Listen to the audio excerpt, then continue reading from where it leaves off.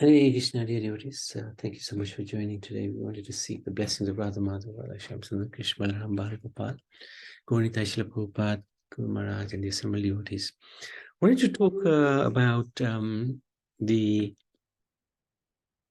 mood of the devotees, especially because now we've gone through the Astasakis and the different gopis and their different moods, different ways to please the Supreme Lord. How do we connect? So this might take a little longer than normal, but let's make an effort anyway. So this is a verse from Chaitanya Charitamrita Madhya Leela 24:10. Bhakti sabdera atharihaya dasa vidakara ekasadana prema bhakti nava prakara. There are 10 meanings to the word bhakti, devotional service. One is execution of devotional service according to the regulative principles, and the other, called prema bhakti, ecstatic love, has 9 varieties. So this is really very, very interesting. We can perform devotional service according to the rules and regulations, following everything according to proper procedure, which is actually very important because we're not on any other level to be able to go beyond that. But there is something beyond that, prema bhakti, and that has 9 varieties. The 9 varieties are rati, prema, sneha, mana, Pranaya, Rag, Anurag, Bhav, Mahabhav. And what are those? Attraction, love, affection, adverse feelings, mana, intimacy, attachment, sub-attachment, ecstatic love, and sublime ecstatic love. For the execution of devotional service according to the regulatory principles, there's only one remaining. So what does all this mean? Bhakti means love of God, or as Srila Prabhupada would often translate the word, pure devotional service to God. The Sanskrit root of the word bhakti is bhaj, which means loving service. Bhakti is the essence of the eternal relationship we souls have with Krishna. It's our very being, but we've forgotten it. In material existence, our bhakti is covered by our material consciousness and misdirected away from Krishna and towards the temporary things of this world.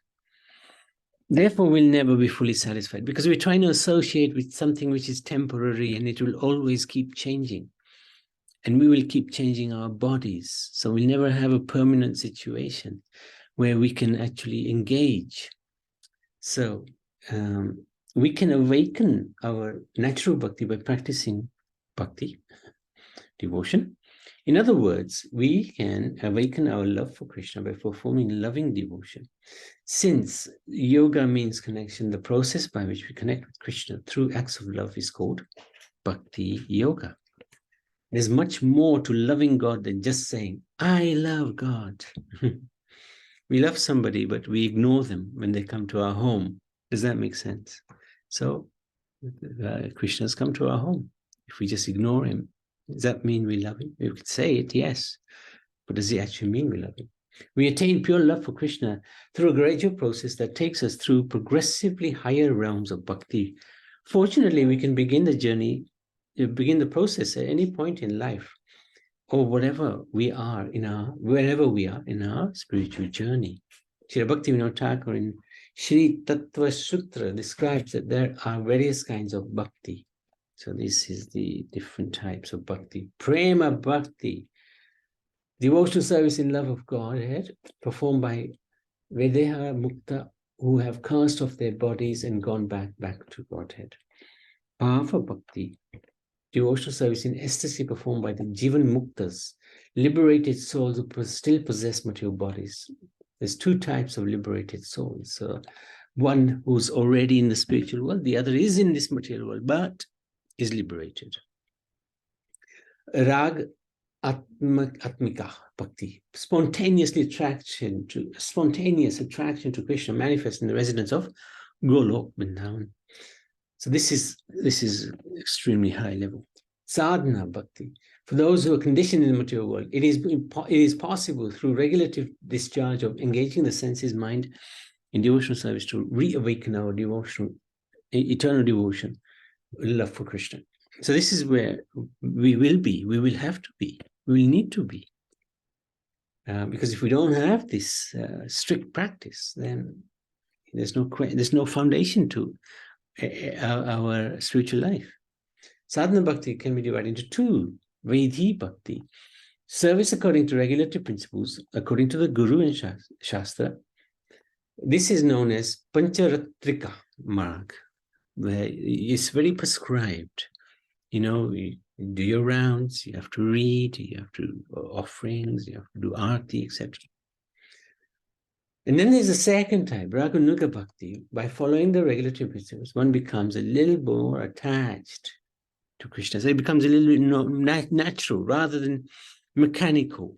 Vaidhi Bhakti can become mechanical. So we do it just because we've been told by the Guru to do it, but we don't really understand or have the appreciation of what we are doing.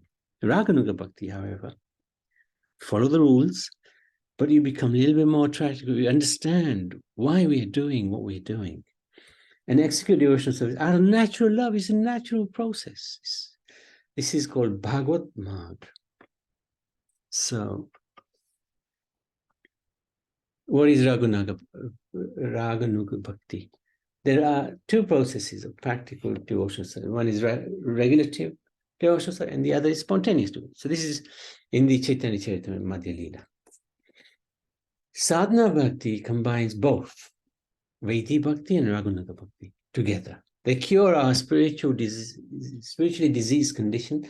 They include specific rules and regulations prescribed by the Vaishnava Guru and Bhakti Shastra, devotional literature, to bring us back to our original spiritually healthy condition of Satchit Ananda, eternity, knowledge and bliss, which is where we are supposed to be, right? The soul is eternal, is full of knowledge, is full of bliss, but at the moment covered by material consciousness.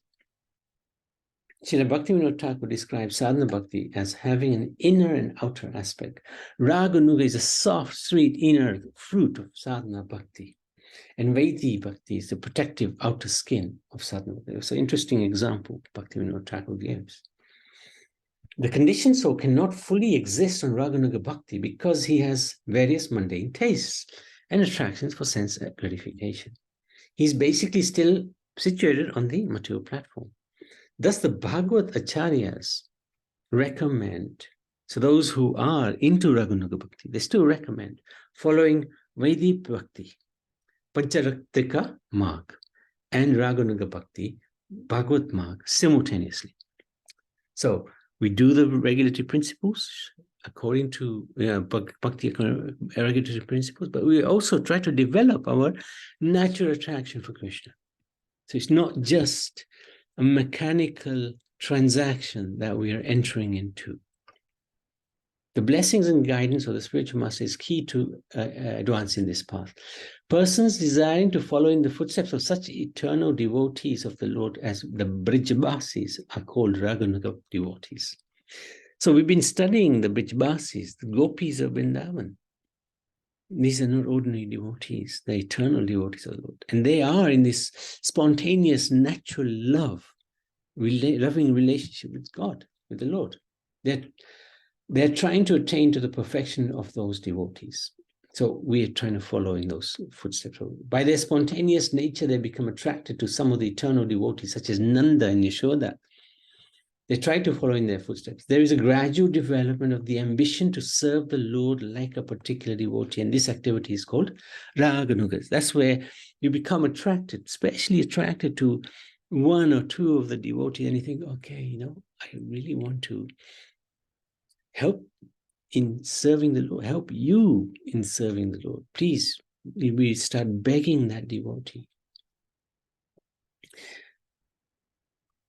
It must be remembered, however, that such eagerness to follow in the footsteps of the residents of Brij is not possible unless one is freed from material contamination, having at least attained the stage called Anata Nivritti. So where is Anata Nivritti? So we've been through this a few times. This is the Bhakti Latta Bij, the seed which is sown in the garden of devotional service. So anartha nivritti, which is destroying all the bad, horrible things in our heart. Where is that? That's here on this path. It's quite high up. So what do we have to do to get there? Obviously, the seed has to be planted. We have to have great faith, taking association of the devotees, sadhu-sang, doing bhajans, reading, chanting, serving in the temple. And another nivritti is where we clear the horrible things in our heart. And unfortunately, in Kali Yuga, nobody's exempt from anartha nivritti. But somehow, by the power of devotion, so by the mercy of the Guru and by the mercy of the devotees, and especially the mercy of the Lord, we can try to at least get to this level of anartha nivritti. And then eventually we'll come up to the highest stages of nishtha, ruchi, ashakti, bhav, prema. So, the natural complete absorption in one's own chosen deity is called raga, and devotion with an abundance of such raga is called Raganuga Bhakti. So, we will possibly have an Ishtadev that we really are very attracted to worship. And that is a good sign, as long as it's something that's coming naturally. The love is so deep that the heart of the loving devotee cannot seek even the slightest personal happiness any more other than the happiness of Krishna. Then all activities become centered around Krishna's happiness. Very hard to get to this position because we are so selfish in this world. But then this is what we need to try to do, become selfless. We serve others. We try to please others, especially when we are able to serve the Guru. We want to please the Guru. And slowly we'll get rid of this selfish attitude and come to the stage where we live for others. And we have to do that. It's very important to live for others. If we just live for ourselves, always being self-centered, I want this, I want that, and my happiness is paramount, and others can, go to hell. We're not going to get far in spiritual life. When the hearts of the devotees are crystal clear, free from the contaminations of lust and anger, and they hear about the loving activities of the eternally perfect Brijbasis from the mouths of the Guru, Sadhu, Shastra, their hearts will light up, just as crystal lights up when the moonlight shines on it. And the taste will awaken for those devotees, loving activities. Driven by this taste, they engage in the kind of devotion that follows in its wake, and which is called Raganuga Bhakti. Don't hear so much about Raganuga Bhakti because mostly we will be trying to improve our sadhana, our regulative practice. And that's very important, very key. That foundation is needed. Just like if you have a building and the foundation is not very strong, the building will fall down. So this foundation in sadhana bhakti is very important. But we have to still build on that foundation in order to make more progress towards the spiritual world. We just don't stop at sadhana bhakti. There's stages beyond that. And that's Raganuga Bhakti. Without allegiance to the Vrijavasis, this Raganuga Bhajan can never reach perfection. What's this Braj mood? This Vedic scriptures ascertain that Vrajendra Nanda, Sri Krishna, is the original personality of Godhead, full in all opulences and might, the supreme truth and the cause of all causes. The embodiment of spirit, Satchidananda Vigraha, the Almighty Sri Krishna has innumerable potencies, of which 3 are prominent. So this is the internal spiritual potency, Ladini Shakti. Then there's the marginal potency, that's us. And then there's the external potency, which is Maya, or the material world. Of these, the internal potency is the greatest, for it's Krishna's intrinsic energy. The ability to perform something is called Shakti, or power, according to its activities. This intrinsic energy shows 3 aspects. Hladini, So this is the most important, because it's the bliss potency, which is Srimati Radharani. Then there's Sandhini, which is the existence potency. Balaram is a presiding deity. Samvit, which is the knowledge, and Krishna himself takes that one. Of those three, Hladini is the most prominent, because it overpowers even the other two. Here is the Hladini potency is the greatest, for although Krishna is the embodiment of full and paramount ecstasy, he relishes his intrinsic bliss through Hladini energy and makes his devotee relish the same. Special feature of this is that the Hladini energy dwells within Krishna's form in a formless, energetic way to make him relish his intrinsic ecstasy. And that formless Hladini energy dwells on his outside in the form of Srimati Radharani, who is the embodiment of full and deep erotic flavors, relishing the sweetness of wonderful erotic mellows. This is Rishabhanu Nandini Shri Radharani. The special activities of Hladini Shakti make bhakti gradually turn into the 9 forms of prema bhakti. So these are the 9 forms of prema bhakti now.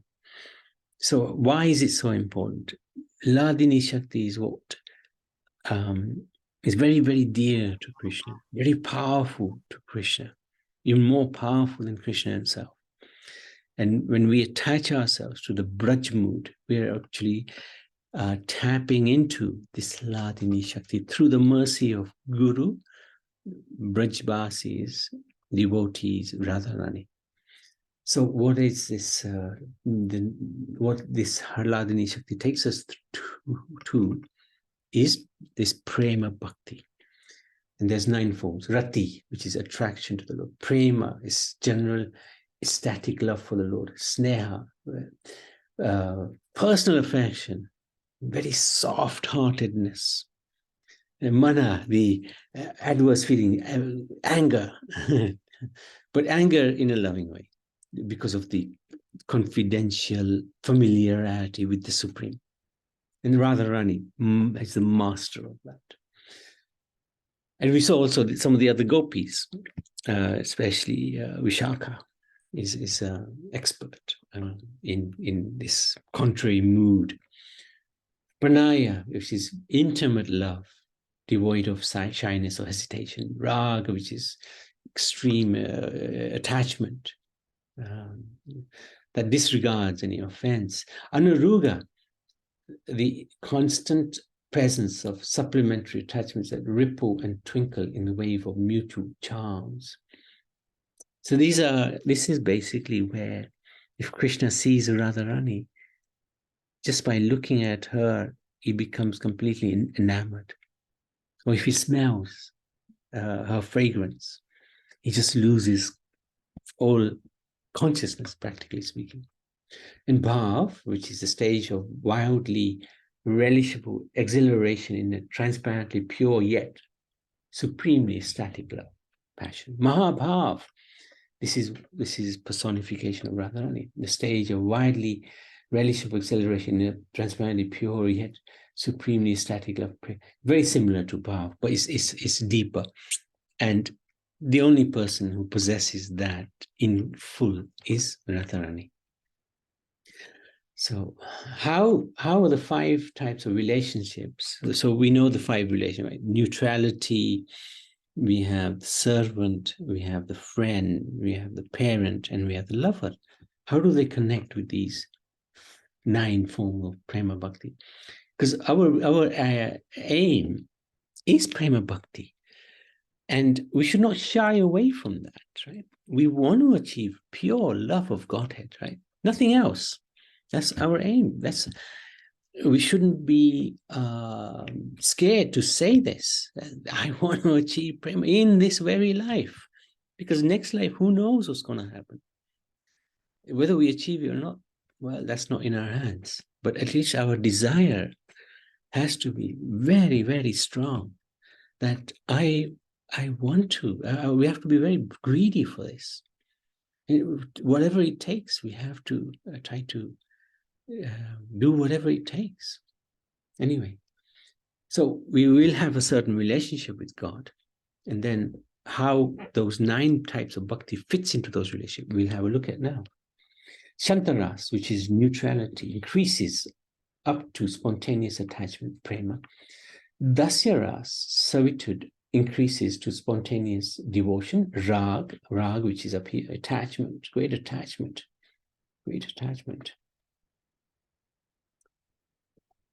Sakyaras, fraternity, or in Vrindavan, can increase to the point of anurag.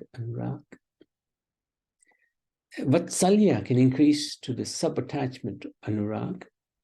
So there is a little bit more, stronger attachment to the Lord. And a mood of some kind of dominance or protection of the Lord. Okay, and then we have the final one, Madhurya Ras, which is the gopis of Vrindavan. They can increase up to Mahabhav. Of course, we know the personification of Mahabhav is only Radharani embodies the limit of Mahabhav. Therefore, she is referred to as Mahabhav Sarupa, the personification of Mahabhav. Regarding Mahabhav, Srila Prabhupada states, so this is a very interesting quote by Srila Prabhupada, the unadulterated action of Ladinisha is displayed in the dealings of damsels of Braj, and Srimati Radha, who is the topmost participant in that transcendental group. The essence of the Ladini Shakti is love of Godhead. The essence of love of Godhead is bhav, or transcendental sentiment. And the highest pitch of that bhav is called Mahabhav. Srimati Radharani is a personified embodiment of these 3 aspects of transcendental consciousness. She is therefore the highest principle in love of Godhead, and is the supreme lovable object of Sri Krishna. What an amazing, paragraph. Devotees in these 5 primary rases are further defined by Srila Prabhupada in Upadeshamrit as follows. Raganuga Bhakti, or spontaneous devotional service, can be executed in Shantaras, where one aspires to be like Krishna's cows, or the sticks, or the flute in the hands of Krishna, or the flowers around Krishna's neck. So that's Shantaras. You're not directly interacting with the Supreme Lord face to face. But in Dasyaras, one follows in the footsteps of servants like Chitraka, Patraka, and Ratnaka. In the friendly Sakyaras, one can become friend like Baladev, Sridham, or Sudama. In Vatsalya, characterized by parental affection, one can become Nanda, like Nanda. You can't become Nanda, right? You can never become Nanda or Yashoda. But you can follow in their footsteps. And in Madhurya, characterized by conjugal love, one can become like or follow again, like Srimati Radha or her lady friends, like Lalita, or the serving maids, manjaris, like Rupa and Rati. And that's really where this line takes us, in the footsteps of Rupa and Rati. This is the essence of all instruction in the matter of devotional service. So this is nectar of instruction, Upadeshamrita. Regarding Gopi Prem, only from their hearts does such love appear. This level of emotion is not to be prematurely or artificially displayed. So if anybody shows that I'm on the level of the gopis, you got to understand. We got to understand this is not correct. Nobody will actually exhibit, if they have even a tiny little minute percentage, they'll always hide it, because this is such a treasure that not to be disclosed to anybody. But in the case of the Prakritya Sahijyas, the unscrupulous inimitators of Premaras, they will make a big show of it. Whoever performs bhakti in the mood of people of Braj will attain Brajendra Nanda in Braj. If it is not done in allegiance to the devotees with feelings of awe and reverence, if it's done with awe and reverence, then Brajendra Nanda will not be attained. So we've got to have this allegiance with the gopis.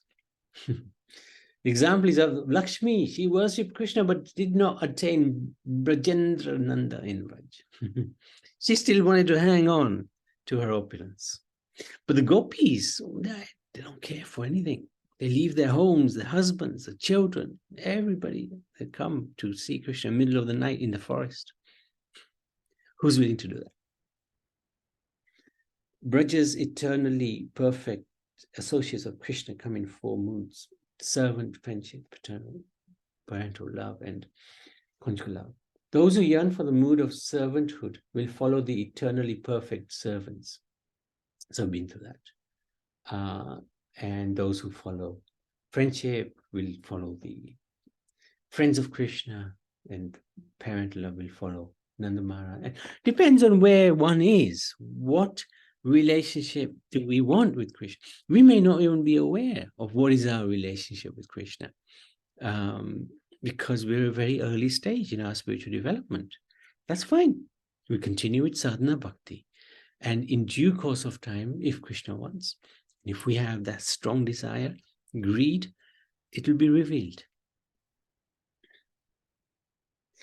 In this particular Kali age, Mahaprabhu and the Goswamis like Rupa and Raghunath were surrendered to the lotus feet, have distributed the worship of Manjari Bhav.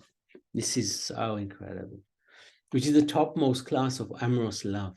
This is the beloved Raganuga Bhakti of Gaudiya Vaishnava Sampradaya. So even we are nowhere near qualified, nowhere near. But yet somehow these great Goswamis have opened this door for us of Manjari Bhav. That's even higher. That's even higher than the Gopi Bhav. And I don't know if we've got it here, but hopefully we have. Let's see why it's higher. The gopis appear in different forms with different natures. They are all Radha's expansions. They are the cause of Ras. Without the presence of many consorts, there can be no joy in Ras. Therefore, many consorts are manifest to assist in this pastime. Of them, there are many kinds of consorts in Braj, with different dispositions and different flavors that make Krishna relish the Ras Leela and other pastimes. That's why the 8 Sakhis have all very, very different from each other. They increase the enjoyment of Krishna. In the form of her expanding phlenics, the countless gopikas that have different moods and flavors divide into 4 types. Their own party, so there's Lalita, Vishakha, they have their own parties. They have the enemy's party, which is Chandravali and her associates. And there's the friendly party who are friends with Radharani and the Lalita Vishakha, who include Shyamala. Then we have the neutral part. They associate with Chandravali, they associate with Radha, like Bhadra and others. In this way, Shri Radharani makes Krishna relish wonderfully sweet, exotic, erotic flavors. The most relish is given by the own party and the enemy's party. All the Braj girls are expansions of Srimati Bhanu Nandini, that's Radharani.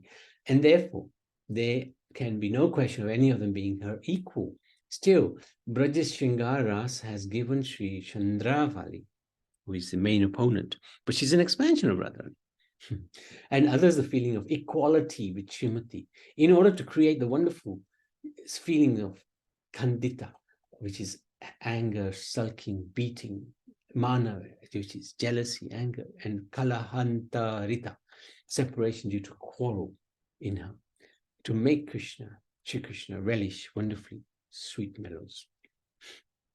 In the nourishment of all these emotional conditions, the own party, that's us the Sakhis, play a wonderful role. Although Radha Krishna's love is all-pervading, therefore requires nobody's help in nourishment, still this love can never find nourishment without the aid of the Sakhis. Sakhis expand these pastimes, and Sakhis make them even more relishable. So there's different types of Sakhis. I won't go through them.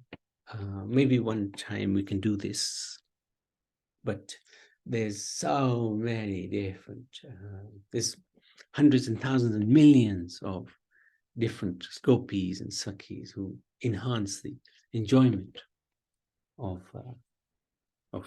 the divine couple. But we'll have a quick look at the Manjaris.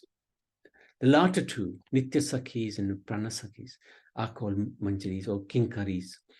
And whilst it's certainly true that the bhav of Radhika's kinkaris is truly unique bhav, each kind of devotee feels that his sentiment is most excellent. Thus, in that mood, he takes great happiness with Lord Krishna. So it is never a competition over which ras is the best. So we have to understand that. Hanuman is the greatest servant of the Lord, and he loves that ras. There's nothing greater for him than that ras. And from a neutral point of view, that is correct. Absolutely correct. So, and then we talk about, so we come to the gopis. So the point of what we're saying is that we have to try to go deeper. Sadhana bhakti is very important. That foundation is fundamental. We have to understand this. There's a huge fountain of spiritual bliss which is awaiting us, and that has been made available to us by by Guru Maharaj, Srila Prabhupada, the Parampara, and especially the 6 Goswamis, and of course Chaitanya Nityananda. And there's so much we have to learn. There's so much time we have to give to understanding Bhakti Yoga, Prema Bhakti. And we've got the opportunity to do it. So we've got to make the most of it. This is our moment. This is our time.